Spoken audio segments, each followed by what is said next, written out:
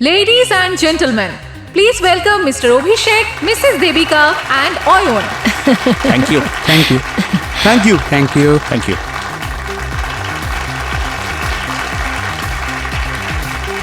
Thank you so much. এই গাড়িটা তৈরি করার স্বপ্ন তো আমাদের কোম্পানির ছিলই, সঙ্গে নিউ জেনারেশনকে আমরা এমন একটা গাড়ি দিতে চেয়েছিলাম যাতে বসে তারা কুল আর ফ্যান্সি ফিল করে, যেমন ফিল আমেরিকান এবং জার্মান গাড়িতে হয়ে থাকে। এবার আপনাদের বেশি সময় নষ্ট না করে let me introduce to you the most valuable gift to our nation. Ayan, please come. Vicky, can I have the remote, please? Sir. Yeah. There you go. Feature is all yours.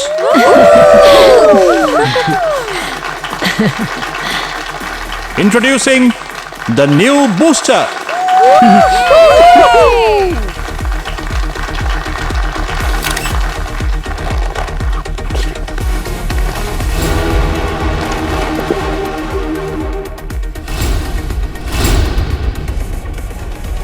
সত্যি দারুণ, খুব সুন্দর।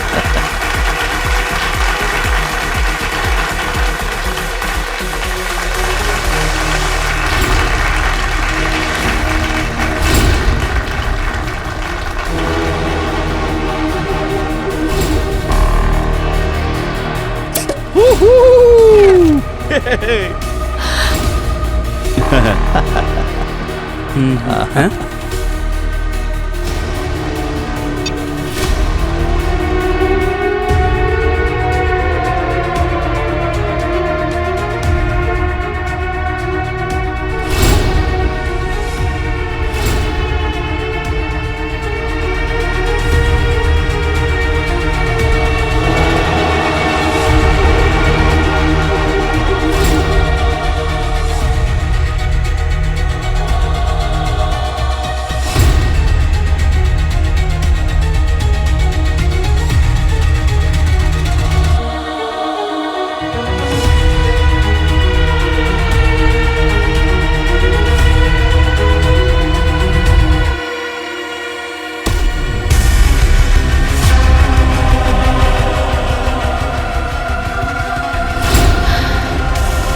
বেদ?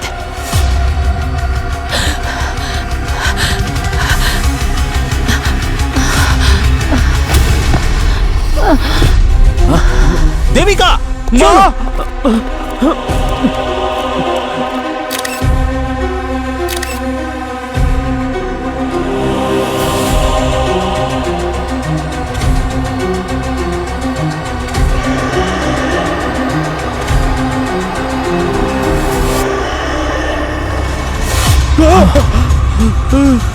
এটা কি কোনো নতুন ধরনের ডার্ক পাবলিসিটি স্টান্ট?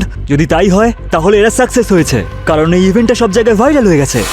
সাধারণত গাড়ির সাথে সাথে তার ফিচার্স লঞ্চ করা হয়, কিন্তু বুস্টারের সঙ্গে লঞ্চ হয়েছে তার ড্রাইভিং সিটে বসে থাকা একটা ডেড বডি। আজ যেখানে বুকিং এর জন্য কাস্টমারদের ভিড় উপচে পড়ার কথা ছিল, সেখানে উপস্থিত হয়েছে সিআইডির টিম।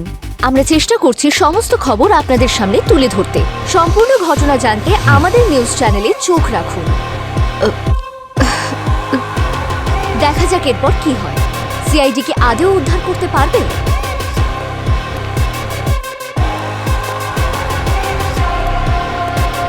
স্যার, দেবিকার জ্ঞান ফিরেছে।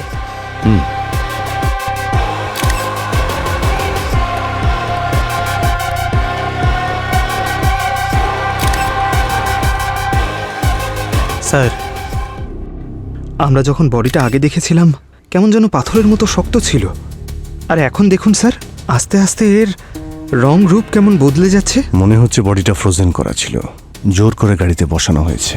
20 বছর আগে বেদ নিখোঁজ হয়ে গিয়েছিল, আজ হঠাৎ এরকম ভাবে এভাবে এখানে। এই বেদের সাথে আপনার কি সম্পর্ক? এনার প্রথম স্বামী এবং আমার কাজিন। স্যার, ওকে বেদের মতন দেখতে, কিন্তু বেদ নয়। 20 বছর ধরে বেদের খোঁজ নেই। আর হ্যাঁ, আর ওর বডিতে যে ট্যাটুটা আছে না, সেটা বেদেরই মতন। ও তো 20 বছর আগে লাদাখের বরফে। স্যার, আই এম শিওর কেউ আমাদের সঙ্গে প্র্যাঙ্ক করছে। আপনারা একটু চেক করুন না। আর আপনারা জানেন তো, 3D মডেল কত সহজেই পাওয়া যায়, এটা নকল।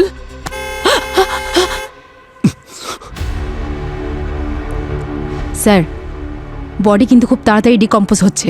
অবনী, আমাদের হাতে ওর শুধু হাড়গুলো আসার আগে বডিকে তাড়াতাড়ি ফরেন্সিক ল্যাবে পাঠানোর ব্যবস্থা করো।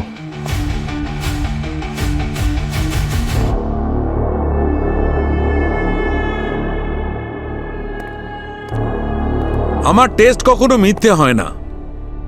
এই লোকটি মারা গেছে প্রায় 20 বছর আগে।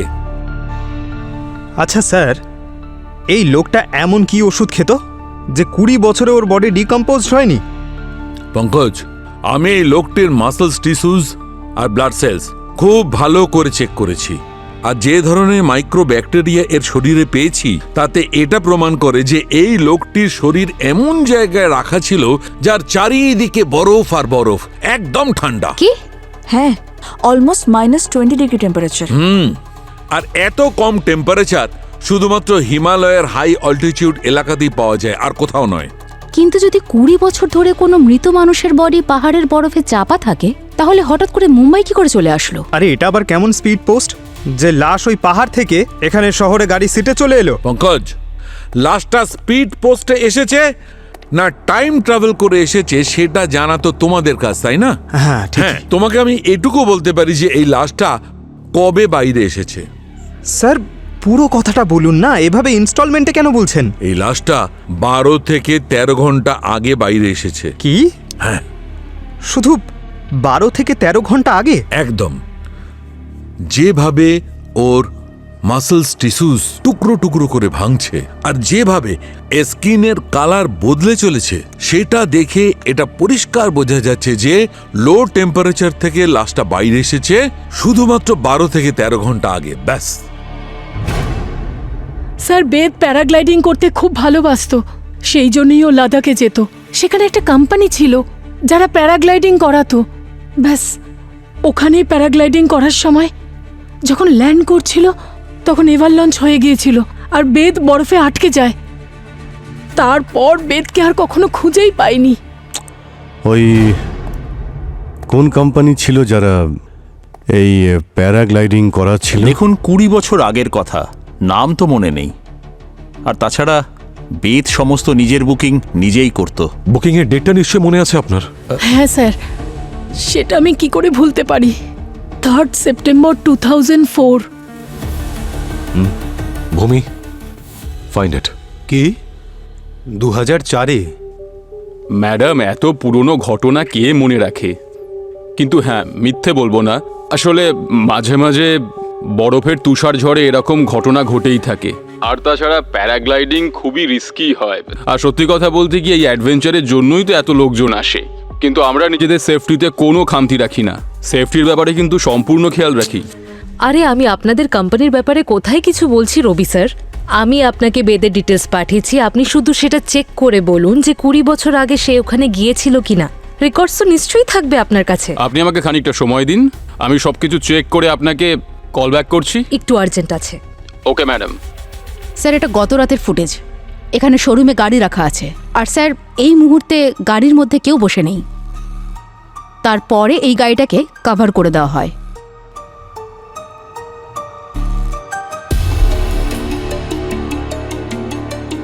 আর তারপরে আজ সকালে যখন এই গাড়িটাকে আনকভার করা হয়, স্যার দেখুন, বেদের বডিটা ড্রাইভার সিটে দেখা যাচ্ছে।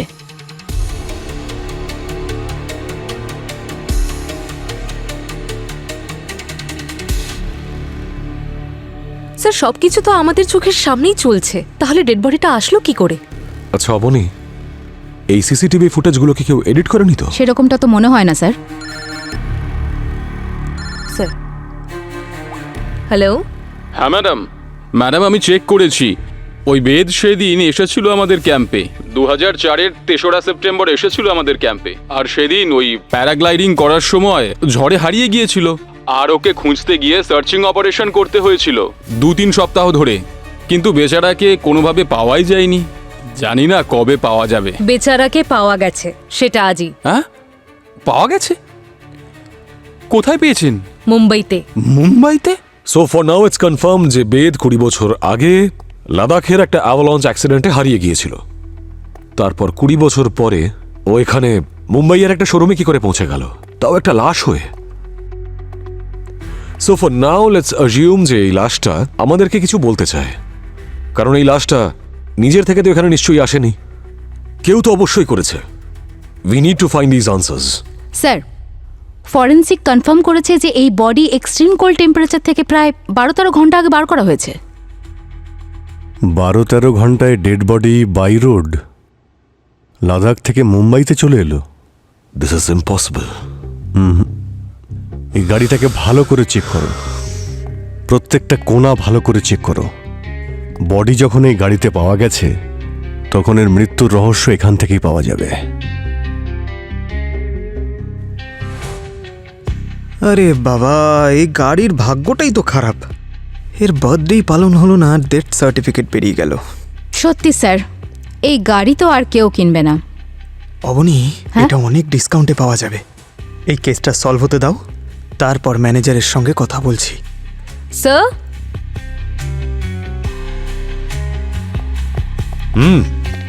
স্যার এখান থেকে খুব বাজে স্মেল বেরোচ্ছে। হ্যাঁ স্যার, কোনো কেমিক্যাল স্মেল মনে হয়। গাড়িটা তো একদম ব্র্যান্ড নিউ, তাহলে কোনো কেমিক্যালের স্মেল তো আসা উচিত নয়। হতে পারে বডিটাকে ডিকির মধ্যে লুকিয়ে রাখা হয়েছিল, আর তারপর এখান থেকে বের করার পরে বডিটা যাতে না পচতে পারে তাই কেমিক্যাল লাগিয়ে এখানে রেখে দিয়েছিল। আর যে ডেড বডিটা এখানে নিয়ে এসেছে হয়তো এখানেই লুকিয়েছিল। আরে একেবারেই হতে পারে স্যার।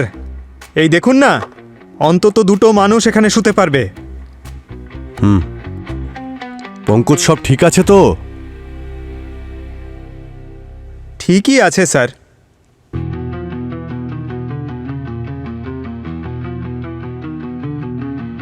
এবার এই ডামিটাকে ওই ড্রাইভিং সিটে নিয়ে বসাও।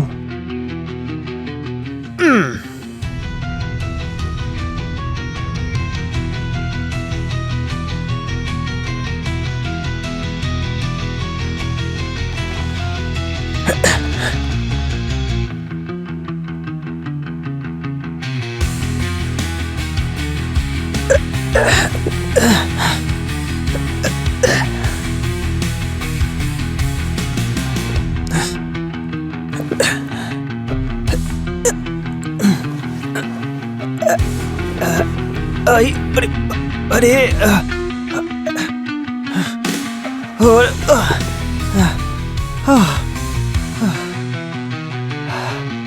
আমার অবস্থা খারাপ হয়ে গেছে স্যার।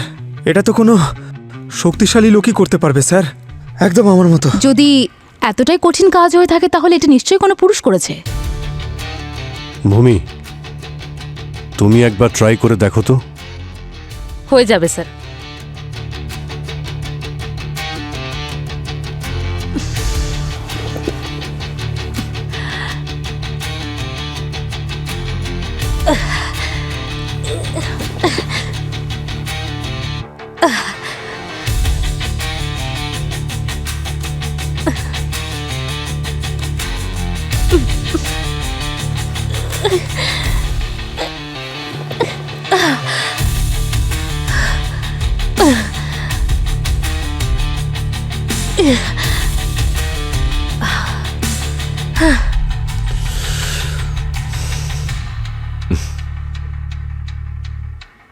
কাজটা কিন্তু এতটাও মুশকিল ছিল না পঙ্কজ।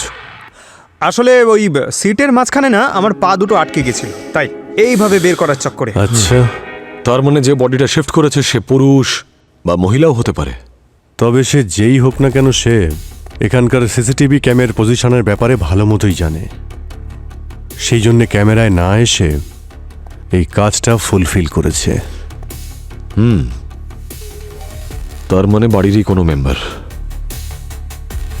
ঠিক আছে, তাহলে একবার ওদের শোক সভাতে গিয়েই দেখা যাক। ও বলছে যে পেদের জন্য শোক সভা রাখতে। আরে একজনের মৃত্যুর শোক সভা আমি আর কতবার রাখতে পারি বলুন তো? অনেক কষ্টের ট্রমা কাটিয়ে আমি স্বাভাবিক হয়েছিলাম, আবার আবার সেইগুলোই করব। আর অয়ন, অয়ন সে সময় কোথায় ছিল? যখন বেদ নিখোঁজ হয়েছিল তখন অয়ন আমার গর্ভে। আমি কি করে ওকে জন্ম দিয়েছি কি করে মানুষ করেছি সেটা শুধু আমিই জানি। আর আজকে সেই ছেলে কিনা আমায় নোংরা কথা বলছে। নোংরা কথা কেন বলবো না, কিন্তু হ্যাঁ রাগ করে আছি, অনেক রাগ করে আছি। আর রাগ করবো নাই বা কেন? যাকে আমি ছোটবেলা থেকে বাবা বাবা বলে এসেছি, আজ জানতে পারছি সে আমার নিজের বাবা নয়। আমি তো আর ছোট বাচ্চা নই। আগে আমায় বলা হয়নি কেন যে আমার বাবা অন্য কেউ? কি করে বলতাম ওকে? আজকালকার বাচ্চারা কিছু হলেই তো ডিপ্রেশনে চলে যায়। আর তাছাড়া দেবিকাকেও তো সামলাতে হতো। আর জানেন, সুইসাইড করার কথা বলছিল। আর তাছাড়া বেদকে তো আমি অনেক আগেই হারিয়েছি। আর আমি কখনোই চাইতাম না যে ওর ফ্যামিলির কিছু একটা হয়ে যাক। আর সেই জন্যই আমি দেবিকাকে বিয়ে করেছিলাম আর অয়নকে আপন করে নিই। কি দরকার ছিল অভিষেকের এইসব করার? কিন্তু এগুলো করলো না হলে বেদের বোন নয় না আমাদেরকে পথে বসানোর জন্য সব ব্যবস্থা করেছিল। নয়না কি কি করেছিল নয়না? বাবার সমস্ত ব্যবসা আমিই সামলাতাম। বেদ তো ঘোরাঘুরি ছাড়া আর কিছুই করতো না। আর যখন সমস্ত পরিশ্রম আমি করতাম, তাহলে আমি যদি কোম্পানির স্টেক বাড়াতে বলি তাতে ক্ষতি কি? হ্যাঁ, সবাই তো এটাকে লোভ বলে, কিন্তু আমি এটাকে অধিকার বলি। কিন্তু আপনি যেটা অধিকার বলছেন, দেবিকার চোখে তা কেড়ে নেওয়া। এটাও কি করে বলতে পারে? ওর একটু লজ্জা করলো না এটা বলতে? যে শোরুমে দাঁড়িয়ে ও সেদিন গাড়িটাকে লঞ্চ করলো, ওই শোরুমটা আমার টাকায় চলে। ওই অটোমোবাইল কোম্পানিটা আমার। আমি প্রত্যেক মাসে ওদের টাকা পাঠাই ওদের নিজেদের ভরণ পোষণের জন্য। কিন্তু উনি তো বলছেন যে অভিষেক সবকিছু নাকি সামলায়। অভিষেক সামলায়? কি সামলায় শুনিও? ও আমার নিজের কাকার ছেলে। ওদিকে বেদ মিসিং হলো, আর এদিকে ও তার বউয়ের সাথেই বিয়ে করে নিল আমাদের প্রপার্টির টাকা নষ্ট করবে বলে। চাইলে আমি সেদিনই ওর মুখোশটা খুলে দিতে পারতাম। তার মানেটা কি, মুখোশ খুলে দিতে? আচ্ছা, একটু সময় দিন, আমি আপনাদের দেখাচ্ছি।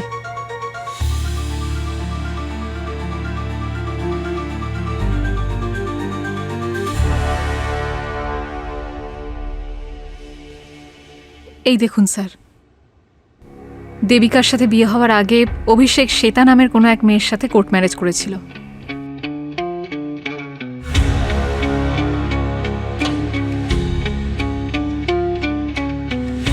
বিয়ের পর আরেকটা বিয়ে। খোঁজ নিয়ে দেখো এই শ্বেতা দেবী কে আর কোথায়।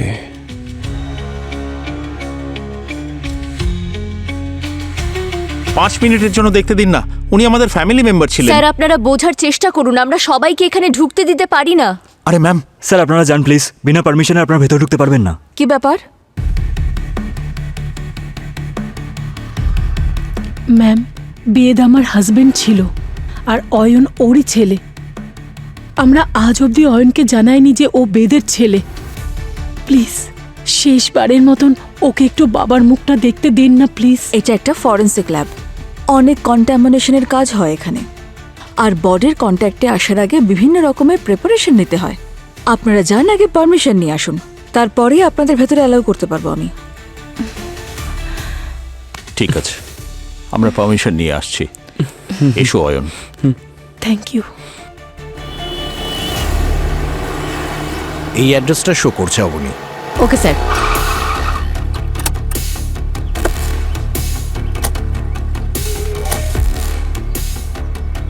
সিকিউরিটি। হ্যাঁ, কি হয়েছে বলুন? এই যে সামনের বিল্ডিংটাকে রেনোভেশন করা হচ্ছে, শুনেছি নাকি অনেক ওনার্স এই বিল্ডিং এ শিফট হয়েছে। হ্যাঁ, ওখান থেকে তো অনেক লোকই এসেছেন এখানে। তাহলে তাদের মধ্যে কেউ শ্বেতা নামের থাকে এখানে? আসলে ম্যাডাম, এত বড় সোসাইটি, এখানে তো হাজার হাজার শ্বেতা থাকতে পারে। সে তো ঠিক আছে, কিন্তু একটু মনে করে বলো তো যে 40 বছরের আশেপাশে কোনো মেয়ে আছে কি? হ্যাঁ, একজন তো 3rd ফ্লোরেই থাকেন, যিনি শ্বেতা নামের, বছর 40-এর মতনই হবেন।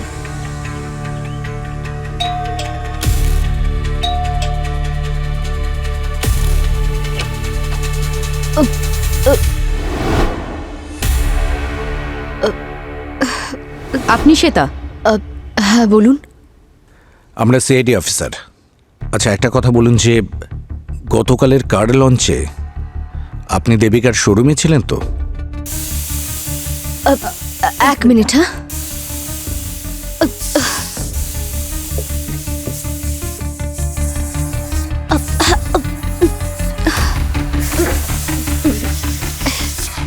ডালটা পুড়ে গেল। আমাদের প্রশ্নের উত্তর কিন্তু পাইনি। হ্যাঁ, আমি গিয়েছিলাম। আমার ছেলে ওখানকার ফ্লোর ম্যানেজার। আর আপনার হাজবেন্ড কোথায়? এই প্রশ্ন আমায় করছেন কেন? প্রশ্ন তো উঠবেই যখন একই ব্যক্তি দুটো বিয়ে করে। আপনার ম্যারেজ সার্টিফিকেট?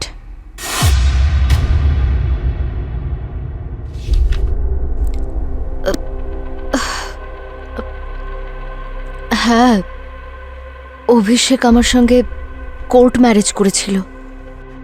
আর ভিকি আমাদের দুজনেরই ছেলে। আর অভিষেক নিজেরই কোম্পানিতে নিজেরই ছেলেকে একজন ফ্লোর ম্যানেজার হিসেবে অ্যাপয়েন্ট করেছে। হ্যাঁ হ্যাঁ, আমি অভিষেককে অনেকবার বলেছিলাম, কিন্তু ও বলেছিল যে একজন ওনারের সবকিছু জানা উচিত। যখন ও যোগ্য হয়ে যাবে তখন ওকে ওর অধিকার দেওয়া হবে। আপনি তো জানতেন যে উনি দেবিকাকে বিয়ে করেছেন? বাধ্য হয়ে করেছিল, নইলে কাকাতুতো ভাইয়ের বউ আর সন্তানের জীবন নষ্ট হয়ে যেত। ওরা ভালো মানুষ, পরিবারের জন্য ভালোবাসাকে জলাঞ্জলি দিয়েছে। দেবিকা কি জানেন আপনি অভিষেকের স্ত্রী?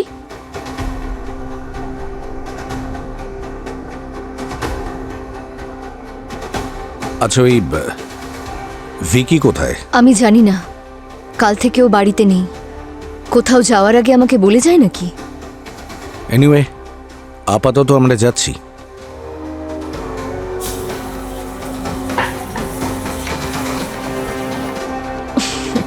এই অভিষেক খুব বড় প্লেয়ার বলে মনে হচ্ছে।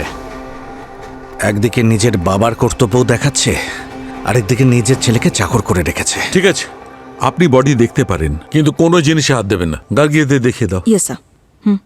বাবা অয়ন, দেখে নাও নিজের বাবাকে।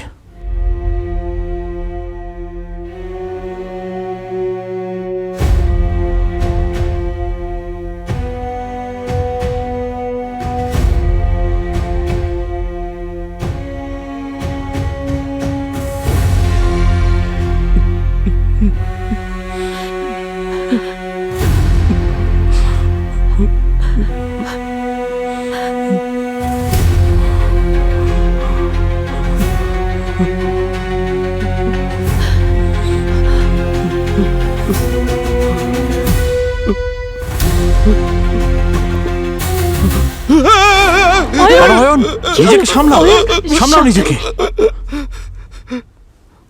হাত হাত কোথায় স্যার? কি হয়েছে? স্যার, বডির হাত নেই। কি বলছো? কি বডির হাত? মাই গড,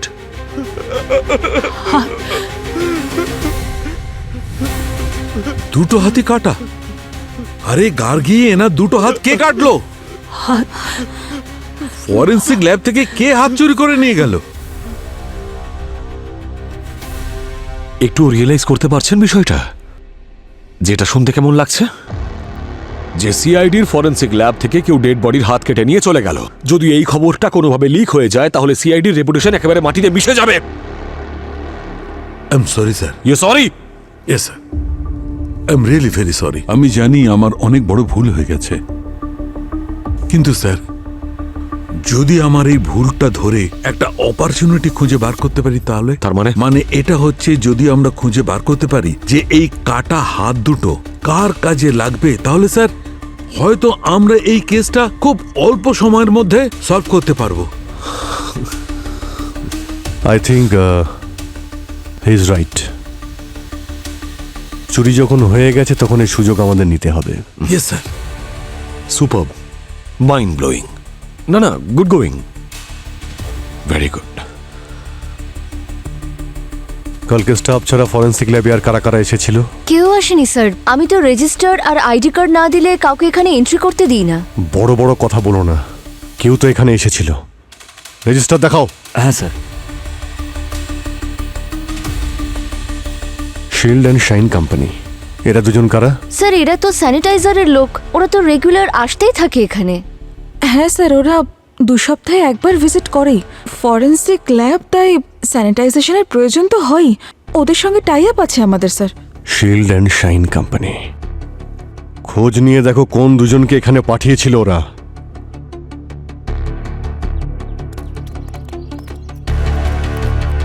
স্যার আমি সিস্টেমে চেক করার পরেই বলছি, কাল আমাদের স্টাফেদের যাওয়ার কথা ছিল কিন্তু যায়নি। শিডিউল ছিল কাল ভিজিটের, কিন্তু ওরা অন্য কোনো সাইটে আটকে গেছিল। কিন্তু এটা কনফার্ম, আমাদের স্টাফ যায়নি, এটা একদম নিশ্চিত। ঠিক আছে। এই শিডিউল তো এখানে যাতায়াত করা সবাই দেখতে পেয়েছে। আর এখানে সারাদিন কে কে এসেছিল? স্যার যারা এসেছিলেন সবার ডিটেলস ওখানেই আছে। এই অভিষেক, দেবিকা, অয়ন, আজকে এরা এখানে কি করছে? স্যার ডেড বডি দেখতে এসেছিলেন। অয়ন শেষবার তার বাবাকে দেখতে চেয়েছিল। স্যার ওরা তো কালকেও এসেছিল, আর পারমিশন ছাড়া আমি ওদের যেতে দিইনি স্যার। ওরা এখানে কালকেও এসেছিল? হ্যাঁ স্যার। আর এখানে দাঁড়িয়েছিল যেখানে আজ আমরা দাঁড়িয়ে আছি? Yes sir. তাহলে তো এই শিডিউলে ওদেরও চোখ পড়েছিল। ওই যারা স্যানিটাইজেশন করতে এসেছিল তাদের মুখ তুমি দেখেছিলে? স্যার ওরা তো মাস্ক আর পুরো বডি কভার করে রেখেছিল, আমরা শুধু ডেটা এন্ট্রি করে ওদের ঢুকতে দিয়েছিলাম। যতক্ষণ না ওই হাতটা পাচ্ছি ততক্ষণ এই কেসটা আমাদের গ্রিপে আসবে না। ওই হাতটা আমার চাই, Abhijit.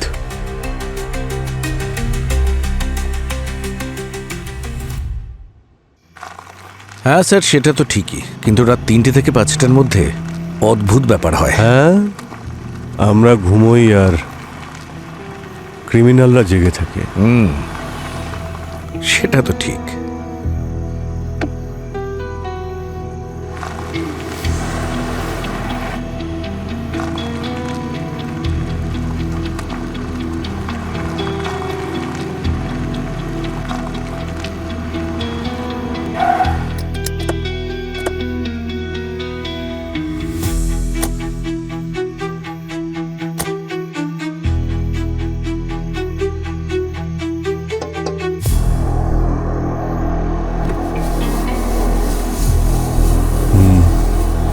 Hello, need any help?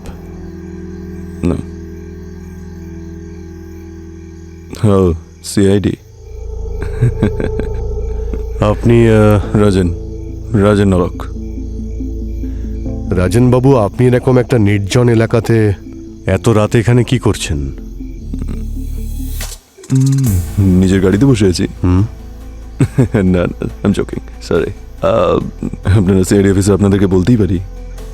আসলে ব্যাপারটা হলো স্যার, ওই রেড সানের ব্যাপারটা নিয়ে আমার ঘুম আসছিল না, তাই গাড়ি নিয়ে একটু আর কি। রেড সান?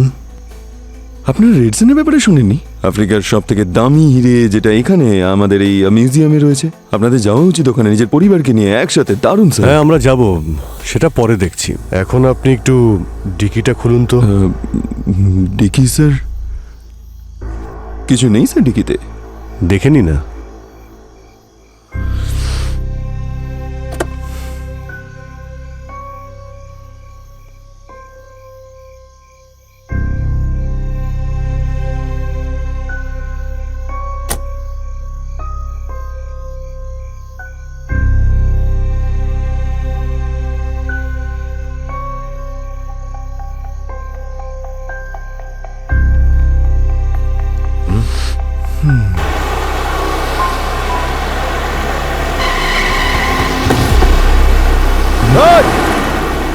এই দাঁড়া।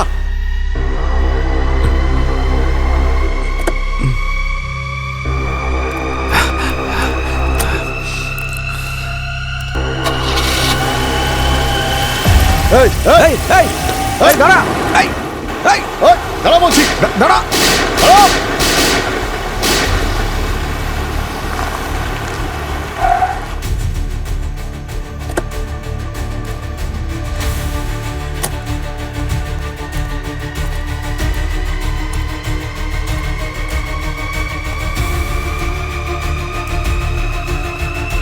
Put your guns down. Easy, easy.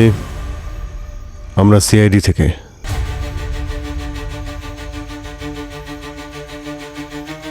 আপনারাই গুলি চালিয়েছিলেন? আগে হ্যাঁ, গুলি আমরাই চালিয়েছি। আমরা প্যাট্রোলিংয়ে ছিলাম আর এখানে একজন দাঁড়িয়ে ছিল। আমাদের সন্দেহ হয় আর ডিকিটা খুলে দেখাতে বলি, কিন্তু সুযোগ পেয়েই পালিয়ে যায়। কিরকম দেখতে ছিল? ভালো হাইট ছিল, লম্বা চওড়া আর ওয়েল বিল্ড। ওর নাম বলল রাজেন। রাজেন? কবে থেকে ওকে আমি খুঁজছি। He is the most wanted Jewel ছিল। ও আর ওর পার্টনার রেহান রয় রেড সান চুরি করার প্ল্যান করছে। হ্যাঁ, ও আফ্রিকান রেড সানের কথা বলছিল। 25 এপ্রিলও একটা চুরি করেছিল। এবার রেড সান অব্দি পৌঁছানোর আগে ওকে ধরতে হবে। কোন ডিরেকশনে গেছে? ওই যে ওইদিকে গেছে, সোজা গেছে। Okay, thank you officers. All the best.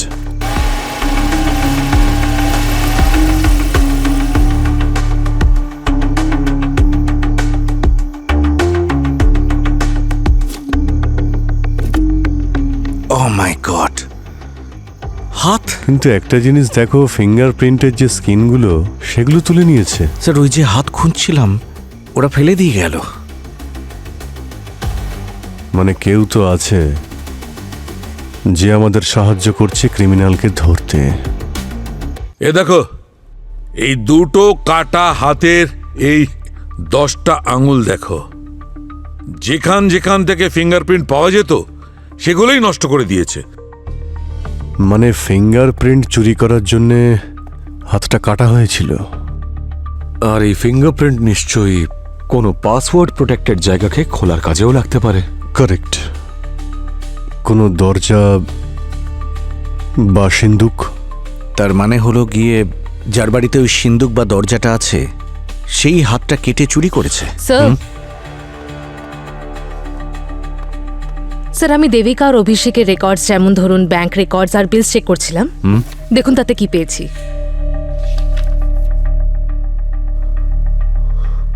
What? 1.5 লাখের ইলেকট্রিসিটি বিল? আমি হিস্ট্রি চেক করেছি। গত কয়েক বছর ধরে এদের ইলেকট্রিসিটি বিলস এই অ্যামাউন্টের কাছাকাছিই থাকতো। কয়েক মাসে লাখের থেকেও বেশি বিল? এই দেবিকা, অভিষেক এরা কি বাড়িতে কোনো ফ্যাক্টরি চালাচ্ছে নাকি? প্রত্যেক মাসে লাখ লাখ টাকার বিল, তো আবার ইলেকট্রিসিটির। ব্যাপারটা কি? এত এসি কেন চালাচ্ছে এরা?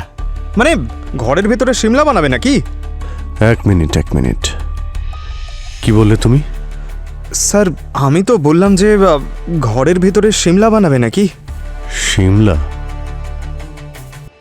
লাদাখও তো বানাতে পারে। পঙ্কজ, তুমি এক্ষুনি লাদাখের উদ্দেশ্যে রওনা হও, এক্ষুনি। যে ক্যাম্পিং কোম্পানির থ্রুতে বেদ প্যারাগ্লাইডিং করেছিল তার সব ডিটেলস বের করো। সব প্রুফ চাই আমার। Okay sir. যাও।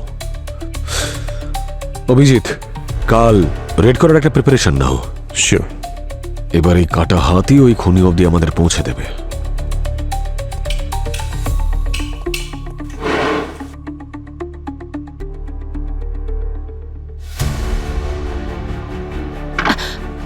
আরে এসব আপনারা কি করছেন? কেন করছেন এগুলো? দেখো না, সবাই মিলে আমাদের ঘরগুলো কেমন তছনছ করছে। কি হচ্ছে এইসব? আপনারা কি করতে চাইছেন এখানে? চোখে দেখতে পাচ্ছেন না আপনারা? দেখছেন না তল্লাশি করা চলছে? তল্লাশি? কিসের জন্য তল্লাশি? মিস্টার অভিষেক, এমন কোন ফ্যাক্টরি করেছেন এই বাড়িতে যার জন্য আপনাদের ইলেকট্রিক বিল আকাশ ছুঁয়ে যাচ্ছে?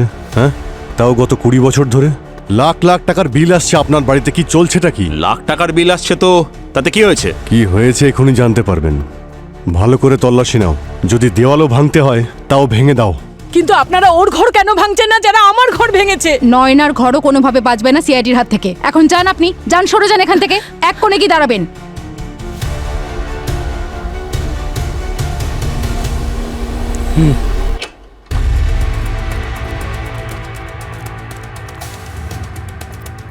আমাদের কাছে সার্চ ওয়ারেন্ট আছে, ভালো করে পড়ুন।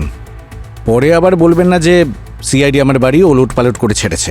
ঘরের প্রত্যেকটা কোণা দেখো ভালো করে, কোনো জায়গা ছাড়বে না। কিন্তু আপনারা এখানে কি খুঁজতে এসেছেন? সেটাও জেনে যাবেন। ধৈর্য ধরুন।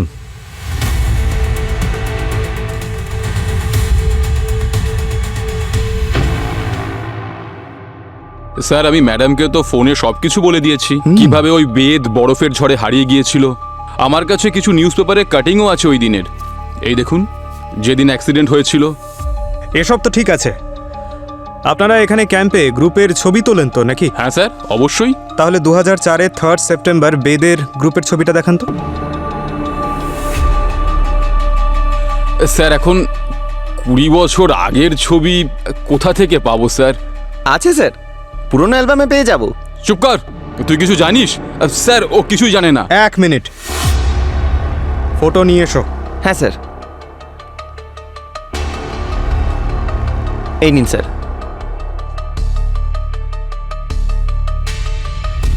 এর মধ্যে বেদ কে বলো? এই যে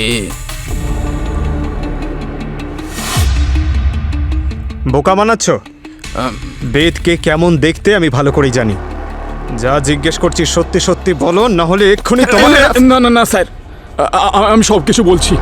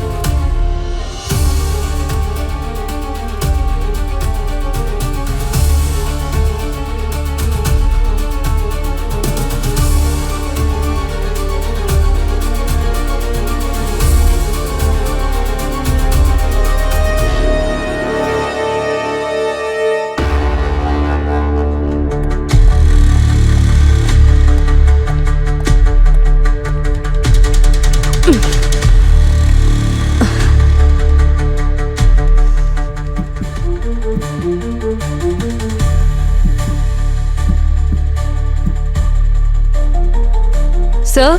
হ্যাঁ ভূমি,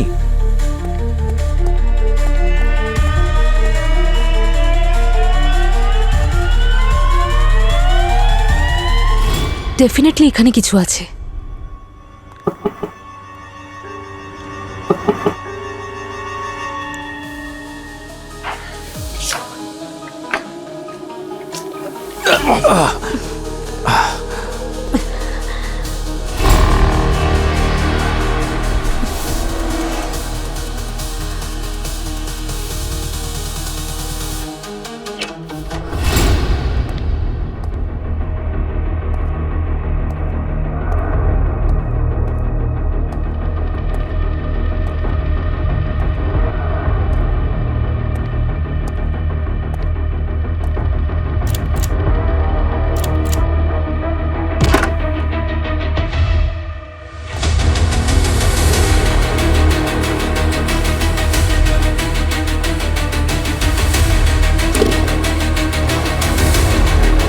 মাই গড,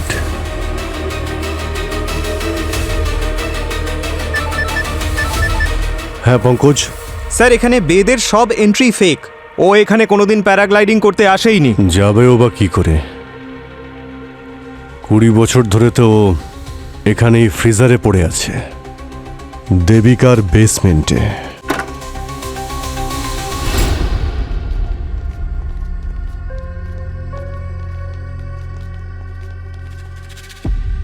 দারুণ ব্যাপার তো। বেসমেন্টের নিচে লকার তৈরি করা হয়েছে। নয়না দেবী, আপনি এই ডিজিটাল লকারের পাসওয়ার্ড দেবেন নাকি এর জন্য আমাদেরই কাজ করতে হবে?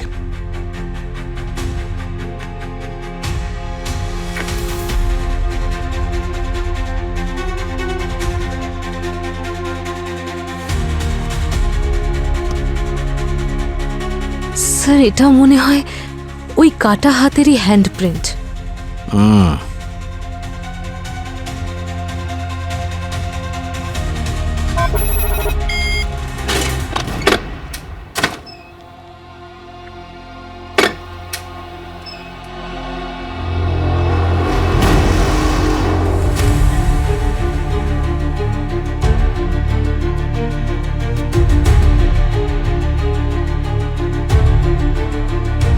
এত সব সোনা?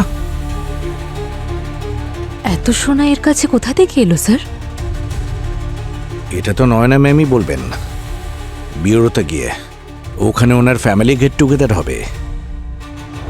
কিন্তু এত সোনা আপনাদের কাছে এলো কোত্থেকে? বাবা নিজের সমস্ত ব্ল্যাক মানি গোল্ডে কনভার্ট করে বেদের নামে রেখে গেছিলেন। বেদ মিসিং হয়ে যাওয়ার পর আমি খুব চেষ্টা করলাম ওই ডিজিটাল লকারটা খোলার, কিন্তু ওটা শুধু বেদের ফিঙ্গারপ্রিন্ট দিয়েই খোলা যেত। আর যখন বেদের লাশ আমি শোরুমে দেখলাম, তখন আমি সুযোগ পেলাম। হাত কাটতে কাদের পাঠিয়েছিলেন? স্যানিটাইজার কোম্পানির ওয়ার্কারদের। কি করে হয়? আমরা তো জিজ্ঞেস করেছিলাম, ওরা তো অস্বীকার করেছে। মিথ্যে বলেছে ওরা। আমি ওই কোম্পানিতে 80%-এর শেয়ার হোল্ডার, বেসিক্যালি ওনার। ওরা আমার কথা অস্বীকার করতেই পারবে না। টাকার লোভ মানুষকে কত নিচে নামিয়ে দেয়, সম্পর্কের কোনো গুরুত্বই থাকে না। আর আপনারা, আপনাদের তো এনার মতন সোনা পাওয়ার কথা ছিল না, আর না টাকা। তাহলে বেদকে মারার রিজন? ভালোবাসা, যেটা আমার প্রয়োজন ছিল। বেদের সঙ্গে আমার বিয়ে হয়েছিল ঠিকই, কিন্তু ভালোবাসা পাইনি। বিয়ের 1 বছর পর আমার সঙ্গে অভিষেকের দেখা হয়। আমার মনে হয়েছিল যে হয়তো আমি এটাই চাইছিলাম। আমিও তো দেবিকার প্রেমে পড়েছিলাম, কিন্তু একটা ব্যাপারে সিকিউরিটি ছিল। যদি আমি দেবিকাকে বিয়ে করি তাহলে ওর যা প্রপার্টি আছে সমস্ত কিছুর মালিক আমিও হব। কিন্তু তখন বেদ আমাদের সম্পর্কের কথা জেনে যায়, আর সেই জন্য ওকে রাস্তা থেকে সরাতে আমরা বাধ্য হয়েছিলাম।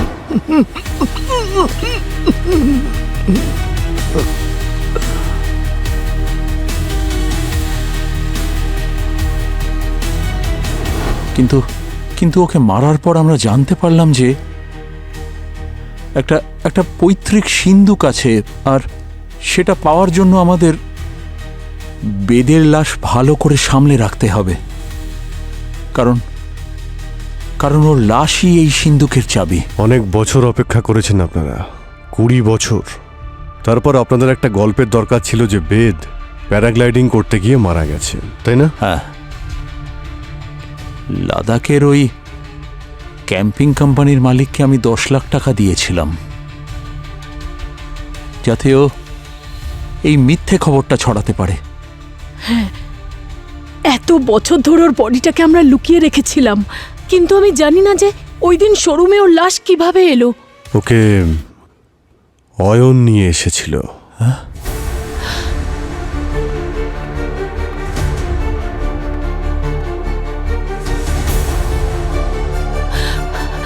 হ্যাঁ, আমি নিয়ে এসেছিলাম বাবার লাশটা ওখান থেকে। একদিন আমার রুমের ভেতরে একটা লুকোনো বেসমেন্ট খুঁজে পাই। যেই নিচে গেলাম, দেখলাম ফ্রিজারে একটা লাশ পড়ে রয়েছে, যাকে ঠিক আমার মতো দেখতে। তাই আমি এদের দুজনকে এক্সপোজ করার জন্য ভিকির হেল্প নিয়ে বাবার লাশটা গাড়ির মধ্যে ঢুকিয়ে রেখে আসি।